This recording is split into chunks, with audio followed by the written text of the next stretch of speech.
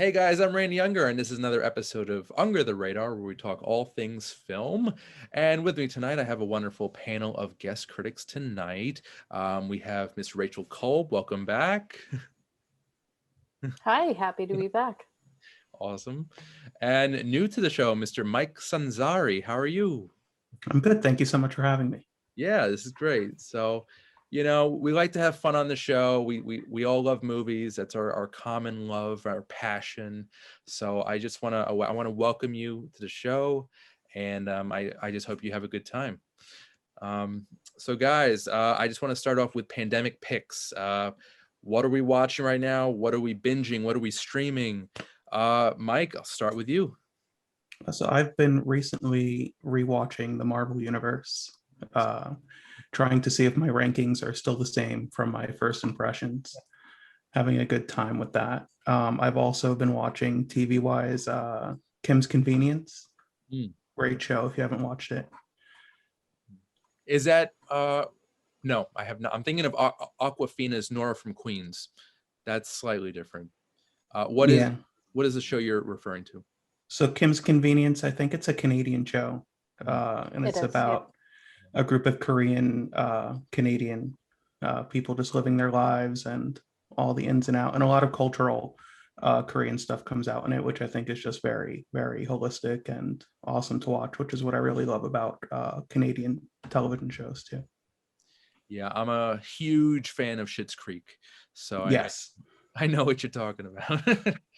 Cool. Rachel, you're always watching this interesting, thought-provoking stuff. What are you watching these days? Well, I would say this past week, a lot of my stuff has been a lot lighter, my viewing habits. I've been watching the new Mighty Ducks TV show on Disney Plus, which also got me to start rewatching the first Mighty Ducks movie. And it was really fun to kind of see a lot of actors that have continued in the business. Like the actor who plays Foggy on Netflix Daredevil is in it, and I had completely forgotten that he was in it. Yeah, he looks exactly the same. Yeah, it's kind of eerie. It is eerie. And I've also been rewatching over the past few weeks. I've been rewatching New Girl on Netflix. That's just kind of been my background TV show, and I really love that show. It's so funny. Yeah. For me, it's been a lot of Game of Thrones because I was a little late to the party. So now that they're all on HBO Max, I'm kind of binge watching them a little bit, here and there. But I actually saw a pretty good movie, I think it was yesterday or the day before, called Concrete Cowboy with Idris Elba. That's on Netflix, right? It is. And I highly recommend it. It's about like inner city Philadelphia communities, and one community in particular that they live right next to a stable, a horse stable. And it's basically about some of the last surviving modern day cowboys. And Idris is one of the guys in charge. His son his estranged son, basically. It's kind of a troublemaker. And the mother basically dumps him on his doorstep. And they kind of have to get to know each other and find, mutual common ground and respect for one another. And it was pretty good. I recommend it. Also, if you guys haven't seen Anthony Hopkins' amazing performance in The Father, yeah, he was nominated for an Oscar for it, amongst other awards. I think he won already the British Academy's award. And if it weren't for Chadwick Boseman's phenomenal performance in Ma Rainey's Black Bottom, I don't know if he's going to win or not. I don't know if Anthony Hopkins is going to win. But it's a very good performance, very emotional. So that's a little disclaimer there. Yeah, I think this is a back-to-back now for him because last year he was nominated for 2 Popes, which... That's right. That's right. Yeah. We're getting the Hopkins Renaissance. Yeah. He's crushing it in his 80s. It's awesome. Yeah, but of course, like my vote, and I will be rooting for Chadwick on Oscar night. I think that's Yeah, it's unanimous. I think it will be unanimous, but yeah, we'll see. Mike, are you looking forward to the Oscars? I am. I was talking about this earlier. I am so unfamiliar with all the films over the pandemic. I just fell really behind in watching really good filmmaking. So I'm going to try my hardest to watch as many as I can before time runs out before the award show. Yeah, it's kind of fun scrambling to watch everything that's out there. I'm also actually in the middle of watching all of the nominees for Best Documentary Feature.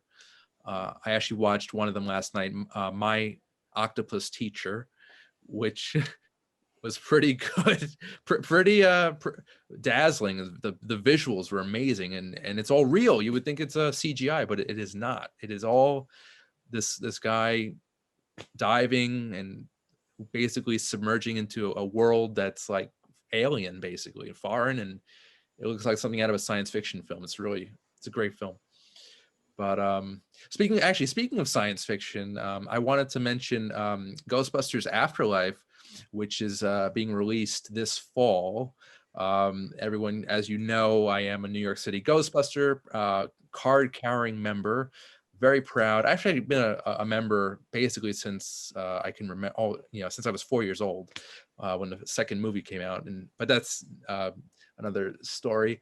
I wanted to get into the wonderful, the painfully short clip that was dropped last week by Sony Pictures, in which we see Paul Rudd basically shopping in a Walmart, I think it is.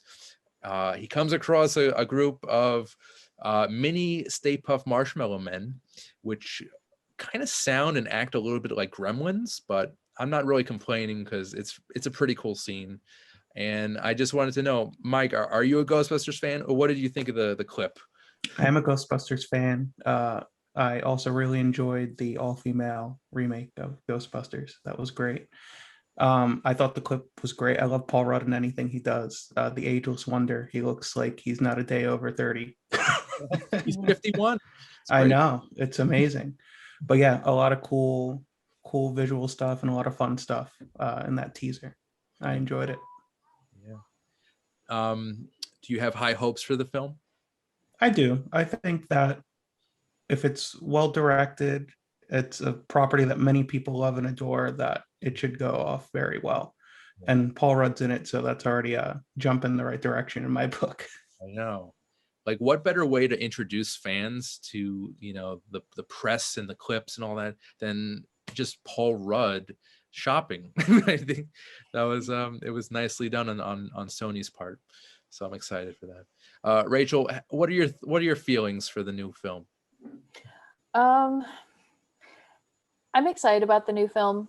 The clip was definitely very promising. I guess my biggest concern is I don't want there to be total erasure of Ghostbusters Afterlife, because I did have quite a bit of love for that cast and a number of the characters from it. It would be great to see like Kate McKinnon pop up in the new one, even if it's just like in a minor role.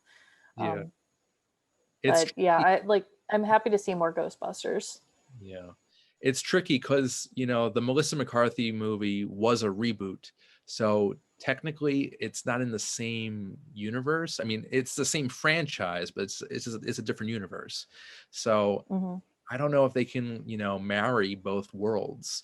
So if they can cross the streams, so to speak. Nicely done.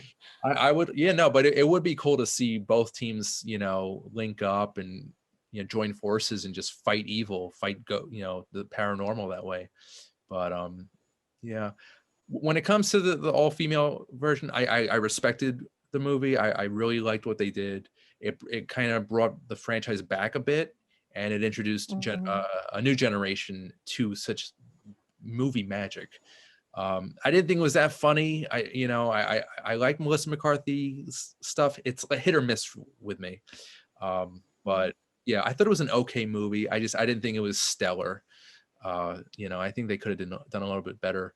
The CGI was overdone as well, which was a disappointment. But yeah, I did like bringing back the franchise, so that was cool. Yeah, Okay. and I will say that the haunted house at Universal's Halloween Horror Nights was really fantastic and did a great marriage of all three movies, Oh, cool. and using kind of the best parts of all three. So, Hmm. including they had the old timey ghosts from Afterlife, the New York old timey ghosts were in the last part of it, which was really cool. Oh, cool. All right.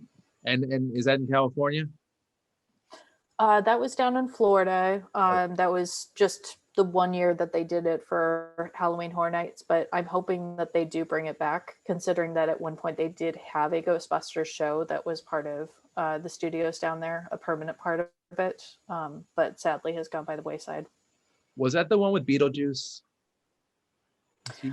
No, that's a different show, but yes, I do know which one you're talking about. You're thinking of I think it was the Beetlejuice Graveyard Review, I want to say was the name of it. So, Okay. Oh, and also, guys, I want to mention, I mean, this is just the beginning of their marketing push, but they're coming up. They already have a bunch of action figures of the mini Stay Puffs, as well as a new cereal that is coming out, I think, in a few weeks, which is basically Lucky Charms, but in a Ghostbusters packaging. So, stay tuned for that stuff, and it should be fun. But yeah, oh, I was also going to say real quick before we move on, the Stay Puff Marshmallow, the little Stay Puffs, did remind me a lot of Minions. Also, right. since I know that you compared them to Gremlins, and they're very Gremlin-esque, but Yeah. definitely had a bit of Despicable Me Minions mixed in there. I Yeah, can see that. the sound effects and the little yelps or whatever are pretty much identical to the Minions and Gremlins. So yeah, that might be the same exact sound effect that they use, but it works and I love it. So that's awesome. Stay tuned for more Ghostbusters Afterlife news. But the actual film, which is going to be amazing, I hope, comes, I believe, November of this year. So that should be awesome. All right, guys. So let's start our first film review of the evening. This was a really sweet film, actually, and it felt really grounded in reality. I'm talking about Together, which stars Ed Helms as a guy in his 40s who wants a child, and basically gets a surrogate. And, it's basically about their slightly awkward relationship. Are they friends? Is there potential romance blossoming? I think that Ed Helms is perfect in the role. And I think Patti Harrison is also quite good. I believe she's a stand-up comedian, and it's obvious. It shows here because she's got great comedic timing, and I think she was pretty perfect in the role as well.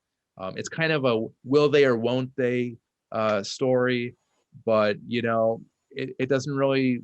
It's kind of like real life. It's uncertain, so I think it really works, and it's just a fun film to watch.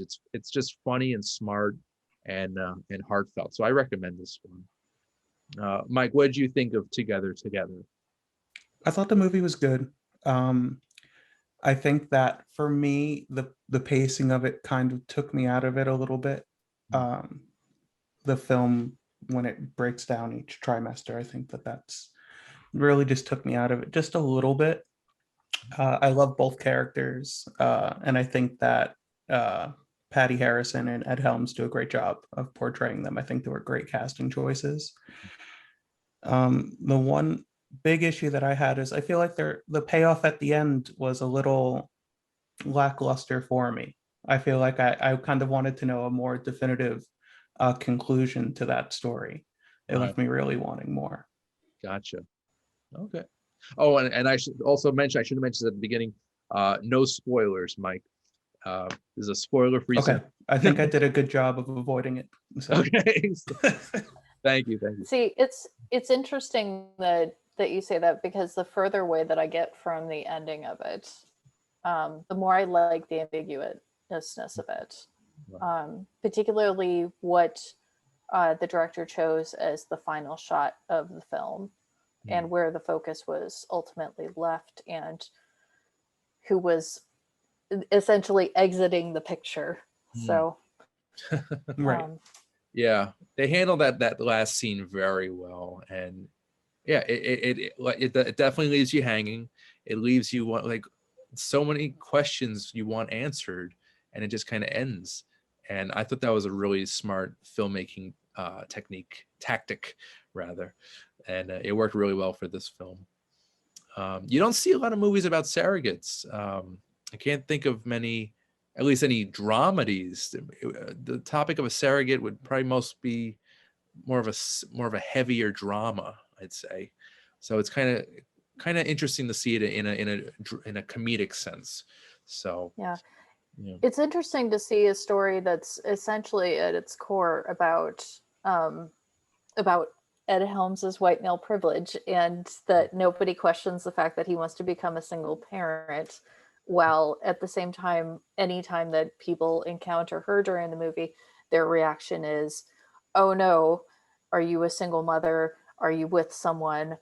But with him it's never questioned because he seems to be the right kind of stable, wealthy sort of guy.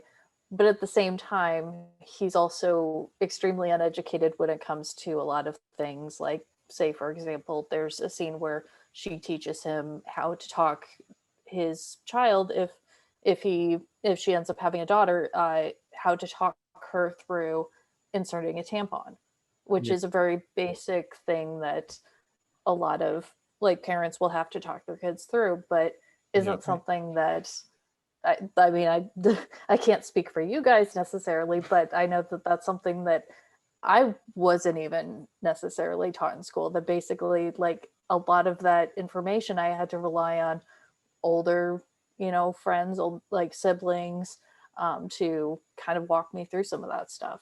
yeah. Well, yeah, or it could be Larry David teaching you.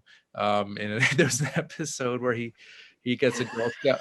It was a Girl Scout who comes to his house selling cookies, and I think she gets her period, and he's the only one there, and she goes to the bathroom, gives her a tampon, and he's talking her through it through the door, and yeah, I don't know, something about tampons it's just good for comedy apparently. I don't know. But It might be the awkwardness of yeah, maybe a male figure doing that, but I think the visual Yeah. you just gave me of Larry David talking someone through it is just yeah, going to live in my head for the rest of the night. who better, right? Yeah. Um, but I think the movie does a good job of showing that in a lot of times Ed Helms' character is way out of line with Mm, some of the things that he does and says, but also making sure that he's always human and that he might be well meaning in a lot of those moments. He just is kind of a bit blinded or a little bit ignorant yeah, about it, or a lot bit ignorant in some cases. Um, and I think they do a really beautiful job of showing kind of his growth. That at the beginning, it feels like his character is very wrapped up just in the idea of having a family and the idea of having a kid, but yeah, not really all that interested in the nitty gritty of yeah. it. Like He more just liking the aesthetics. yeah, he doesn't seem like emotionally vested in the whole thing. It's like he just wants a kid to have a kid. Yeah. But Yeah. throughout the film, yeah, like you said, he kind of matures a bit, and it's a pretty good performance actually. I really was a fan of this one, and it made me think. Ed Helms, he's got some dramatic chops too. I mean, he's obviously a comedian, comedic actor, but I think if he got the right script, he could do a really good job. Because Rachel, as you know, I love comedians who turn to dramatic stuff. Adam Sandler comes to mind for Uncut Gems. That was just phenomenal. I could see Ed Helms in like a like a crime thriller or something, kind of like Drive or something. But we'll see. He's got potential, He's not just a goofy. He's not just Andy Bernard, Yeah. even though that's what we Oh, always want. and I just wanted to mention Patti Harrison. Yes, her stand-up comedy is fantastic, and I highly recommend checking it out. She's also done a lot of other acting stuff in recent years. Probably the first thing that I really recognized her from was the show Shrill, which is on Hulu, and the final season is going to be coming out here soon. They just put out their final trailer for the final season, but Hmm. show is based on Libby West's book by Lindy West's book by the same name, and stars Adie Bryant from Saturday Night Live. But Patti Harrison, she has a pretty major supporting role that it looks like they're going to be beefing up for the final season, at least from what I saw in the trailer. So I highly suggest checking out more of her work. Yeah, and you know what? You'd probably know better than I, but was she ever involved with improv? Because I get that vibe. Very likely, especially considering some of the other projects that she's done before this. Yeah. I was looking over her IMDb and some of the other like television projects and everything she's been involved in. She very much runs in those circles. So, Cool. All right. Well, yeah, this is the first time I've seen her, and I was pretty impressed. It was a really good performance. So cool. All right, thank you, Patti Harrison. And just so everyone can know, Together will be released in theaters April 23rd and on digital on May 11th. So check that out, Together. It's a fun little dramedy. Would you recommend Together? I mean, yes, I would recommend watching it. My favorite person, I think, in it is the assistant in the not the delivery room, in the hospital that's doing the scenes. ultrasound. Yeah. Yeah. I couldn't find the actress's name, but she's phenomenal. The humor is just so real. I feel like that's just such real comedy that happens, and that's the type that I really appreciate. Have you seen the show Veep? Because she's like one of the main characters in Veep. I have not yet, so I definitely will check it out, because she stood out to me throughout the whole film as just a great comedic source. So I'll definitely check that out. Very good comedic timing. Very very deadpan. I love that. That's awesome. Rachel, would you recommend the film? I would very much recommend the film. I also didn't get a chance to mention this before, but I also really liked the actor who played her coworker, who is also a stand-up comedian. He's very, very funny. I highly recommend even just looking up on YouTube. Some of his stand-up bits are up there. And the film also has a really interesting kind of meta commentary about Woody Allen films, while also in some ways emulating Woody Allen films with the type choice for the font and like the structure and kind of the very conversational tone of it. So nice. So I'm looking up the cast here. I can't find the friend at the coffee shop, but the ultrasound girl, Sufei Bradshaw. Yeah, so there. That's where she is. Yes, definitely check her out. She's good. Julio Torres, that's the actor who plays the friend that plays Jules. Where have I seen him? He looks so very familiar. He was a writer for Saturday Night Live for quite a while, and he actually does bits on Seth Meyers' show. And he was also in the show Los Espookies, which I know is on HBO Max now. Okay. But yeah, he's had a lot of little bit roles like in Bob's Burgers and various other comedy shows. Yeah, he was definitely one of the highlights of this movie. So that's good. So, all right, guys. So that's Together. And we're actually going to take a short commercial break, but we'll be back with more film reviews right after this. Under the Radar is brought to you by Magnitude Jewelry. Add a 2 to match your attitude. Patent pending interchange genuine gemstone and crystal EMF protection jewelry. For more information, please visit magnitudejewelry.com/gemgirl or call 718-268-6634.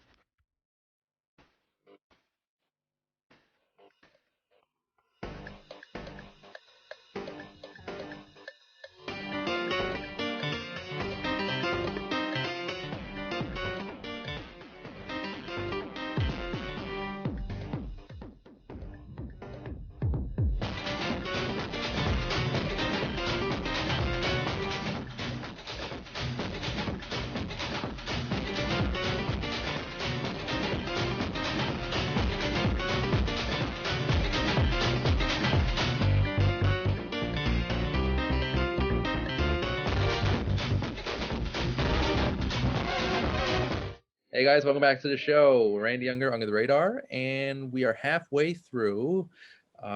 We are now on a little bit of a different film. This is a straight up drama. It's I guess you'd call it a survivalist drama, and it is called East of the Mountains, and it stars Tom Skerritt as an older gentleman who is basically terminally ill and wants to end his life on his own terms. So he decides to go out to Eastern Washington to end his life. This film was it's basically based on David Gutterson's novel of the same name. You may know him from Snow Falling on Cedars. And this film is, you would think it's depressing. It is depressing, but it's also kind of hopeful at the same time. It's really about one man's journey. And I love movies like this. I love, just where it's one man and the wilderness, like Castaway comes to mind. Into the Wild. Is it Into the Wild? Is it Emil Hirsch? Right. Yes. Yep. Thank you. Yeah. This film, it's basically all Tom Skerritt. It is his show, and he still has the acting chops. I was really, I was really dazzled by his performance. It was heartbreaking, but at the same time, you wanted to see where this guy was going. He has an agenda, and he's going to follow through. Mira Sorvino is underused, painfully underused, actually. It's his daughter who's very concerned for his well-being. Annie Gonzalez is a woman that Skerritt meets along the way. She works, she's a vet at a veterinary hospital. And it's basically about him just, he wants to die, with dignity, with, and it's just, it's sad, but at the same time, I don't know, this movie, it brings up a lot of emotions is what I'm trying to say. And I'm glad I saw it. So yeah, Mike, what did you think of East of the Mountains? I thought that the movie was really, really good, well directed, well written, and the actors just really, it's hard to talk about it without giving too much away, but Yeah. the actors in it just do such an amazing job. And even the visuals, the cinematography is really good for this type of movie, which is more of an emotional journey, which usually you don't think of cinematography in that, but his escape to the mountains really does lead to some really awesome visuals that contrast his emotions, I think, in a lot of ways throughout the film. So I thought it was awesome. Yeah. And I think it was Tom Skerritt who really knocked it out of the park. He grounded this film. It was really his film. And yeah, I remember Skerritt. I mean, he's done many things, but what comes to mind is he played the captain in Alien, 1979. It's a pretty good performance there. He's always reliable. He's just one of those guys, one of those actors who you always know you're in for a treat when you see one of his movies, and this movie is no exception. Rachel, what were your thoughts on this film? Well, I agree with you that while it's definitely a story about a man, just like off by himself and everything, I think that that's what his character wants, but his character is also constantly forced to interact with people and constantly like pushed into these situations that he wants to isolate himself, and he wants to make it easier for himself to be able to kill himself and to end his life. But he's constantly being faced with people that just won't take no for an answer when it comes to like the couple picking him up on the side of the road after his car breaks down, the vet, of course, the man that helps him and his dog in a particularly perilous moment, even his brother, which those sequences were very emotional. I think I commend Tom Skerritt for working as hard as he did to get this movie made, because apparently, like, he's an executive producer on it, and apparently he really wanted to get this made for quite a while because the writer is based in Seattle, and he also fought to have it made in Seattle, where he's from. And also really cool, they had quite a large of the crew on the movie. It was a lot of women working on the movie. And apparently that was also very important to the production team, to employ a lot of female filmmakers as part of the process, which, knowing that Sorvino's involved with it, that makes a lot of sense. And it's cool to see her moving forward after everything that happened with Weinstein, that she's really trying to use her clout and use the projects to kind of move that forward, and to make Hollywood a more inviting place for women. Here, here. Definitely need that. Rachel, have you followed Scarrett's career at all over the years? I mean, certainly as much as I think anyone that goes to the movies. Of course, he's kind of that face that pops up and you're like, oh, I like you. I know you. Yeah. Yeah. He's got one of those very like kind of kind faces that you're just kind of happy to see. Yeah. And which makes there's a scene in this movie where he's basically kind of confessed to something out loud for the first time, and that he basically goes home and just like weeps, just openly weeps. And that, coming from someone like Scarrett that is very like father-like, and also in this movie very Ron Swanson, man of the wild, manly man type, it just kind of hits harder. So and the locations are just so breathtakingly beautiful. I think that the locations serve as a character itself, basically. And I also would commend the lovely canine that was presented on screen. Yes. he gave that dog. Yeah. That dog gave an amazing dog performance. That's great. Yeah. And again, I'm going to go back to Annie Gonzalez, who plays the vet. Her performance was, I was just so blown away, because again, another actress I really have never seen, but who really conveyed to me like this is an actress who knows what she's doing. Like you could believe she's a vet. And if an actor can do that, can be that convincing, then all the power to them. Mike, were there any moments? I know you mentioned we mentioned the locations. What were some of the other standouts for you? Standout for me, I think, is when he's telling his story of his occupation and how he got into that occupation. He references a sponge in that instance, and I have to go back to the beginning of the film, and when you go back, you can kind of see him at the sink and squeezing his sponge and really exhaustedly doing that, and then it pans to the next scene. And I think that was done very purposefully, and I love when films subtly set something up for a payoff like that in the middle of the film. So I thought that was one of the standouts. I think I really liked the veterinarian's son. I think that he did a good job too of really giving that backstory of his mother some credibility, because I think that that's how those kind of children act.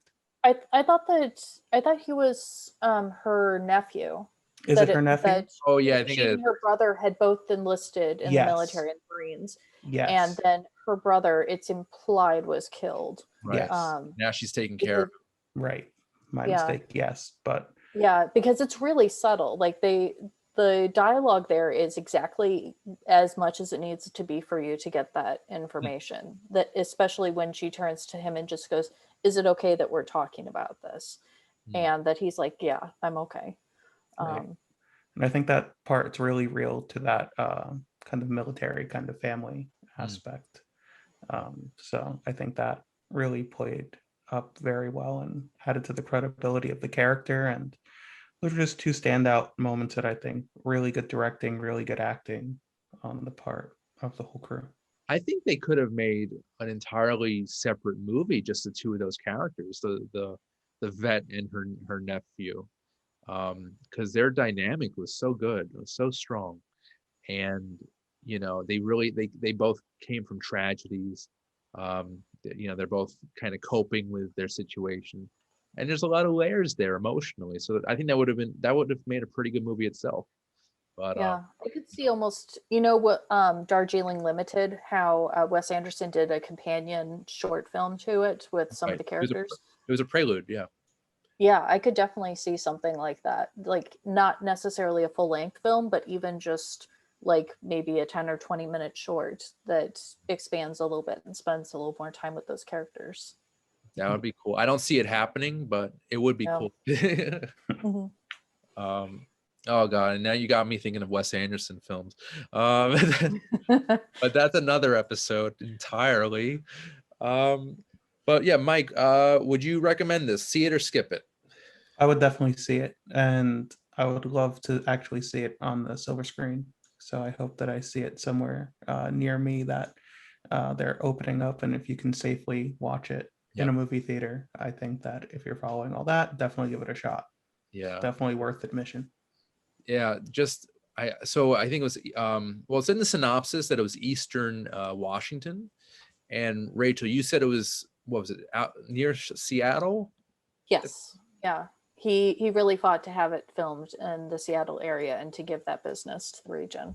Nice. Yeah, Mike. Yeah, I'm with you, man. I would love to see this on the big screen too. So, fingers crossed. Maybe maybe we'll get our wish. Rachel, see it or skip it. I would definitely say see it. I was concerned actually in the very beginning of the movie that this emotionally would be a lot for me. But I do think that it handles some really difficult subject matter very well, very deftly.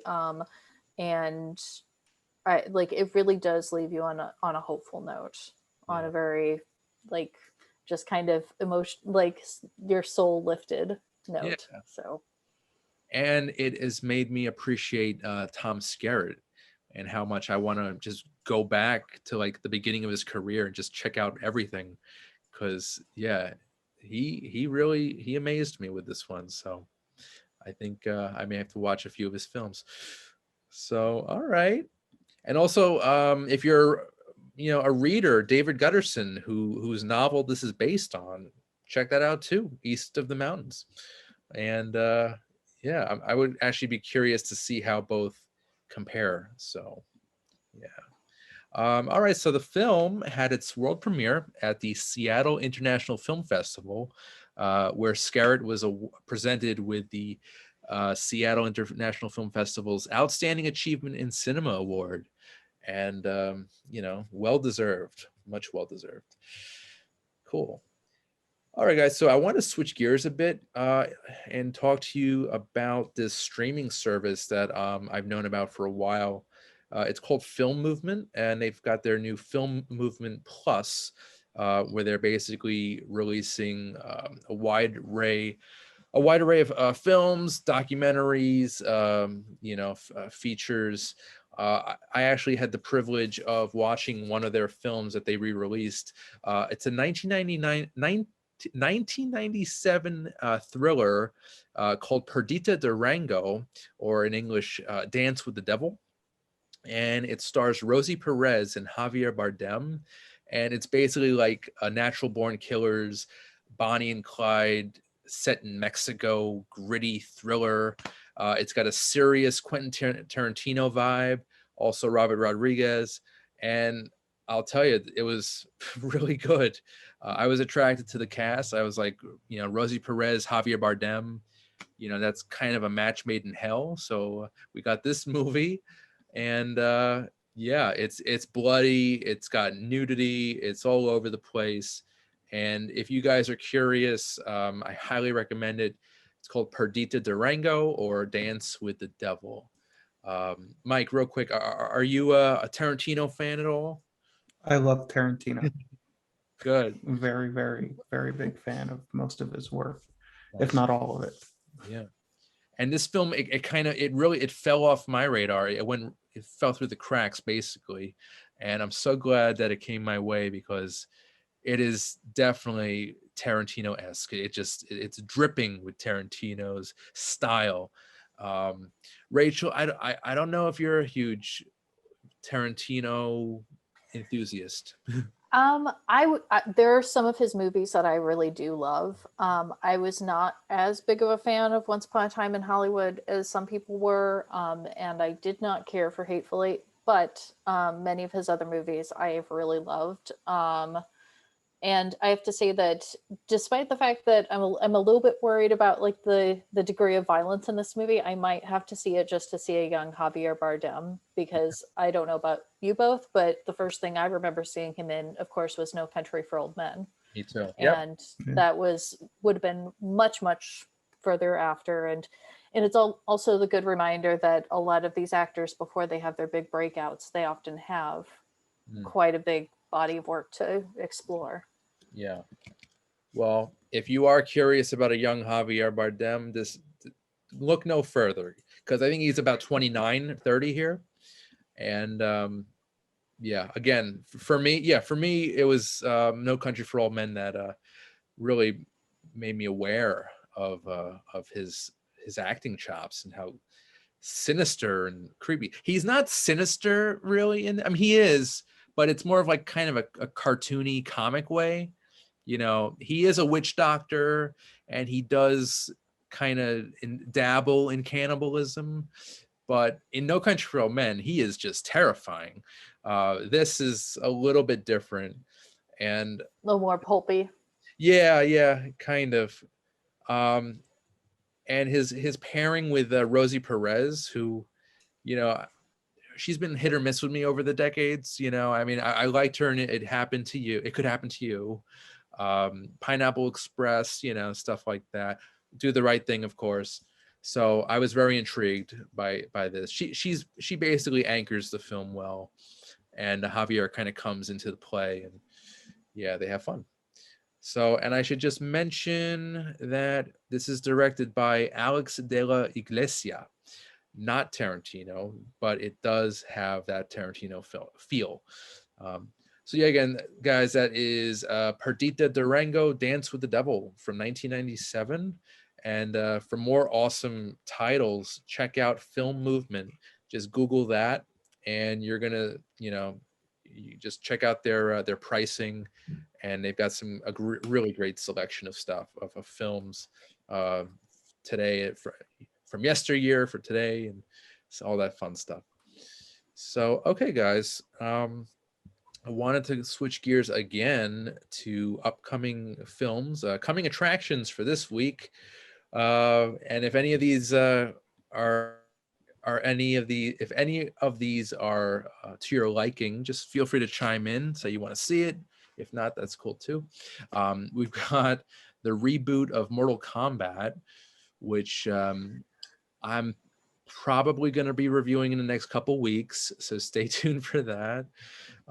We've got an animated adventure film called Demon Slayer, the movie, Mugen Train. We've got, that was the last one, so it's a light week.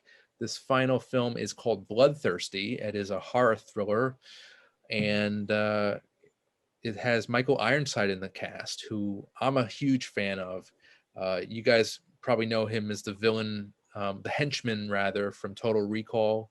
He was sort of the villain in The Next Karate Kid, and I think one of the Free Willy movies. So yeah, he's you definitely would recognize him if you saw him. He's another one that doesn't really age, but yeah, he's a great villain, so it's fun to see him and stuff. Mike, are there any films coming out that you're looking forward to? Not necessarily this list, but in your own on your own. No, you hit on Mortal Kombat, and I'm actually really excited to see a new adaptation of Mortal Kombat that's taken a little more seriously. Yeah. So I'm excited. I heard it's supposed to be a little more true towards the video games. Mm-hmm. So there might be a lot of violence and graphic stuff. So definitely you might want to restrict it if your kids are watching it. If they're under 18, and that blood and violence might not be what you want to watch. But for me, that's actually what I want to see. I want to see a good Mortal Kombat movie. So my expectations are high, and I hope they're not too high, so I am not disappointed when I watch it. But well, you know what? It is rated R, so it'll probably be pretty gory, I'm assuming. They could have fun with all those fatalities. So we shall see. Rachel, I saw you nodding. Are you a Mortal Kombat fan? I mean, it's just kind of one of those things that's in our culture that, I mean, it is, while I never really played the games all that much, I always enjoyed watching the fatalities just because they're so comically over the top. And I think from what I'm seeing in the trailer, they're going to be very true to that. So I think I'm going to enjoy it from a, bloody, pulpy, comical sort of aspect with it. And it's kind of fun that they are going for that hard R rating with it, which is what I think it should be. Not, what was it? I think it was PG-13 when it came out previously. Didn't fit. Yeah, definitely not. It's almost like when we got Logan with the hard R. That was what I wanted to see from Wolverine for a long time, and it was nice to see that. That is, that might be Hugh Jackman's best film, or definitely one of them. And I think that was also one of the first rated R superhero movies in recent times. That kind of like started that, the Deadpools and all that stuff. So sometimes you need that hard R to really drive the message and the story across. So it works. Yeah, it definitely works for some of these stories. Definitely for things like for Logan and for Deadpool, most definitely. I will say that I don't think necessarily the dark and gritty Snyder works for every comic book property. I definitely don't want to see a hard R Shazam. And I think perhaps a hard R Archie comics would, what we have with Riverdale is perhaps a bit hit or miss. But I will say for another movie that's coming out that I'm very much looking forward to, speaking of Snyder, I'm actually very excited for his new zombie movie that's going to be coming out. Army of the Dead, is it?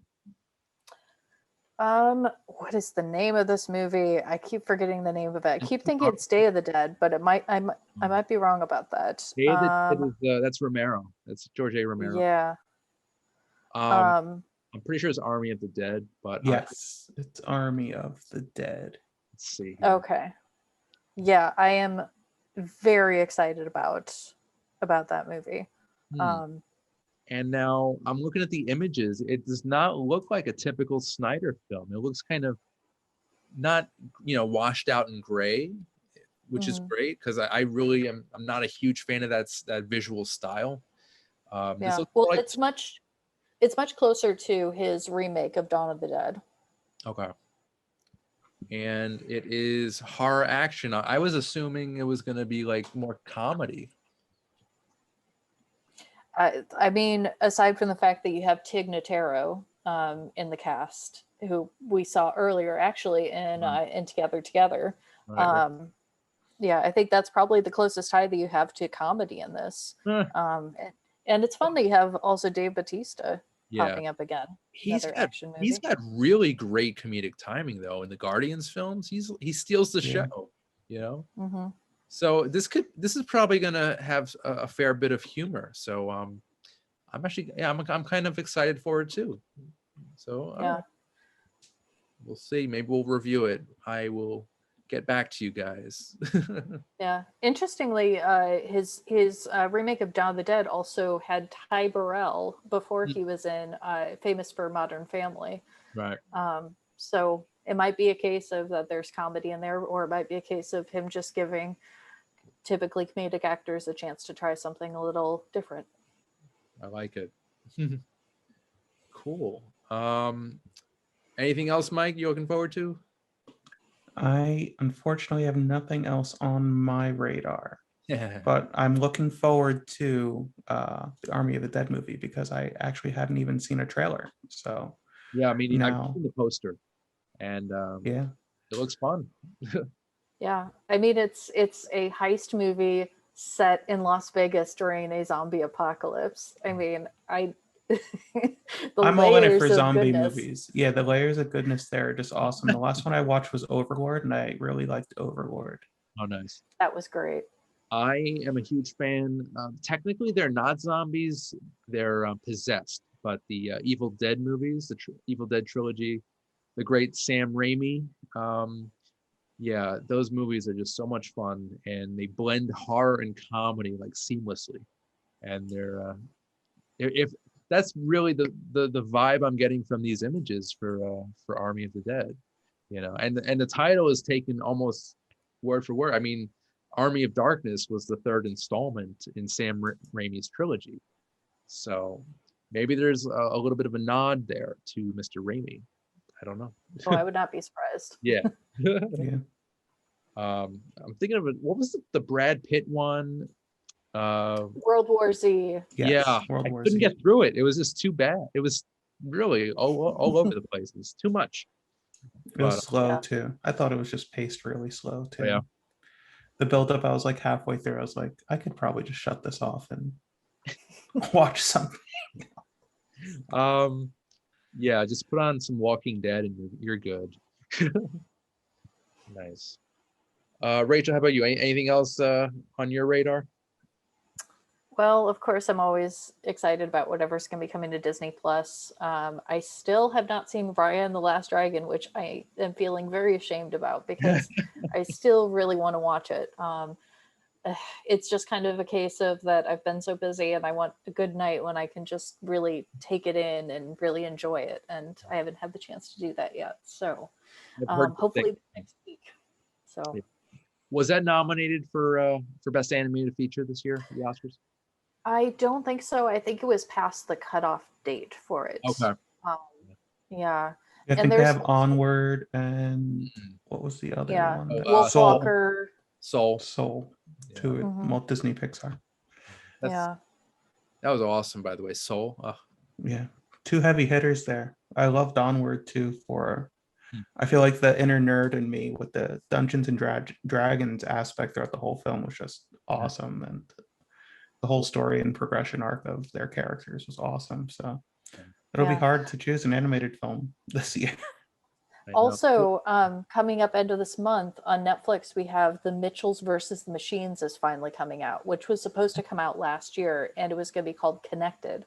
But they have officially gone back to their original title of The Mitchells versus the Machines, and that's being produced by the team that did Lego Movie, that did Spider-Verse. It just looks really fantastic. It's kind of a mix of family road trip and battle of man versus machine. Okay. Interesting. Cool. And for me, so I've got a TV show that's coming out on Disney Plus in the next few weeks. Going to review that. Loki.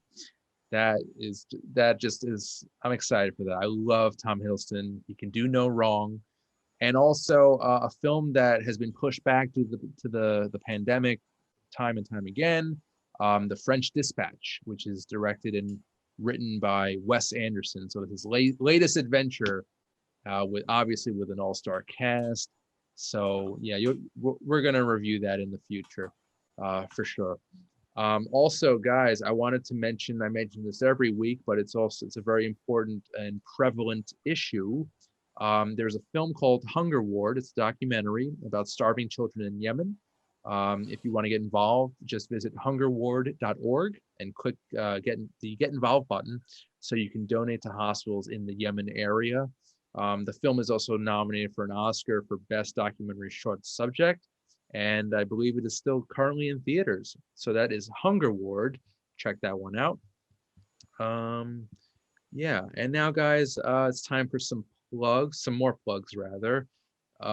Mike, are there any projects, anything you want to mention? Any plugs for you? So I've been super busy where I haven't been doing much, but I am thinking of getting back into streaming soon. So you can find me on Twitch at what did I call myself? Professor AFK. I also am an adjunct professor. So tying both of those together, we'll have Pokemon playing in the background while I review some anime. I love it. That's so cool. Best of luck with you on that endeavor. Very cool. And Miss Kolb, what do you have this week? So you can, of course, listen to the first 2 episodes of Faith Healing. I'm hoping that the 3rd and 4th episode, that I'll be able to get those out very soon here. I got some really exciting stuff coming up on that. Episodes on ethical treatment of animals, and also some really fun talk about contemporary Christian music from the 90s and 2000s, including the recently deceased Christian megastar Carmen, which if you want a good time, look up his music videos on YouTube, because they're kind of, they're almost impossible to explain, just the level of just insanity that goes on in these videos, and the level of ambition in them. It's definitely worth a watch. And of course, you can find my dog Dobby on Instagram at Dobby the house doggo. And I guess one last thing, this isn't mine particularly, but Karen Olivo, who is the former lead of Moulin Rouge on Broadway, recently came out, actually just earlier today, and spoke out about Scott Rudin and the recent controversy and fallout from the Hollywood Reporter expose on him. I highly recommend checking out her video and reading up on kind of why she is choosing to leave the New York theater scene again. And I certainly hope that, you know, by her leaving and by her speaking out about this, that we start to see some real change. All right. Well put. Well, guys, I want to thank you so much. Rachel, Kolb, Mike, Sanzari. You guys are awesome. You're always welcome back. And yeah, I just want to thank everybody watching at home and on your devices. And if you want to catch all new episodes of Under the Radar, Mondays at 11 a.m. Eastern, only on, that's on Manhattan Neighborhood Network.